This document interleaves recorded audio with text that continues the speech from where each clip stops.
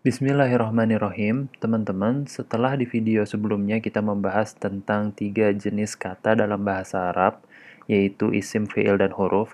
Sekarang kita akan membahas tentang isim. Nah, setiap isim, teman-teman, punya 4 properties. Tuliskan 4 properties dari isim di bawah ini, oke?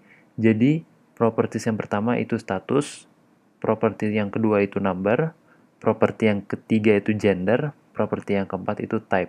Sebelum panjang-panjang kita bahas mereka semua, mending sekarang kita fokus ke properti yang pertama, yaitu status. Oke? Jadi, three forms of status. 3 bentuk dari status. Ya, jadi setiap isim itu punya status dan kemungkinan bentuknya bisa menjadi salah satu dari yang ada di bawah ini. Oke, apa aja three forms of status atau 3 bentuk dari status? Yang pertama itu dalam bentuk rofa atau bisa dibilang marfu. Yang kedua dalam bentuk nasab atau bisa dibilang mansub. Yang ketiga dalam bentuk jar atau bisa dibilang majrur. Rofa artinya adalah sebagai subjek. Si isimnya itu sebagai subjek. Kalau status dia rofa. Pengertian lebih dalamnya adalah pelaku dari sebuah tindakan. Kalau nasab, si isimnya itu berstatus sebagai objek. Atau pengertian lebih mendalamnya adalah detail of the act.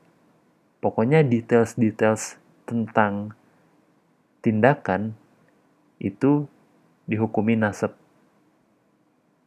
Oke, yang terakhir, jar itu adalah word after of. Jadi kata setelah kata of. Kita langsung lihat contohnya ya. Nah, yang pertama, a teacher entered the classroom. Teacher itu rofa, karena teacher adalah pelakunya. Entered the classroom, classroom itu n nasab, karena classroom di sini statusnya adalah objek, sesuatu yang dimasuki. Oke, sesuatu yang dimasuki oleh siapa? Oleh si teacher. Berarti si teacher adalah pelakunya, karena dia yang masuk. Seorang guru telah memasuki classroom, kelas. Itu. Contoh kedua. A student of his was sleeping soundly. A student di sini adalah rofa, karena dia adalah pelaku dari tindakan. Of his kenapa jar? Karena dia after of. Nih, jar itu adalah after of, kata setelah of. Was sleeping soundly. Soundly kenapa nasab?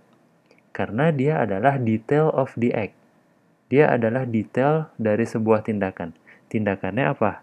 Tindakannya adalah sleeping. Oke, kita review singkat ya. Jadi, yang pertama itu tindakannya entered. Kalau di kalimat kedua, tindakannya sleeping.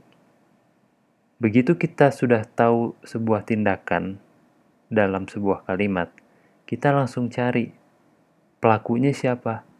Siapakah yang memasuki? Ternyata teacher. Nah, berarti teacher itu pelaku kan? Pelaku itu rofa. Nih, doer of the act itu adalah rofa. Nah, terus yang kalimat kedua, tindakannya apa dari satu kalimat ini? Tindakannya adalah sleeping. Nah, siapa yang sleeping? Siapa yang tidur? Yang tidur adalah student. Makanya si student rofa. Nah, dia gimana tidurnya? Dia tidurnya soundly. Nah, makanya soundly itu kata keterangan. Makanya dia termasuk ke dalam nasab. Dia adalah detail dari tindakan tidur itu. Si his itu simple. Dia kena status jar karena dia setelah of.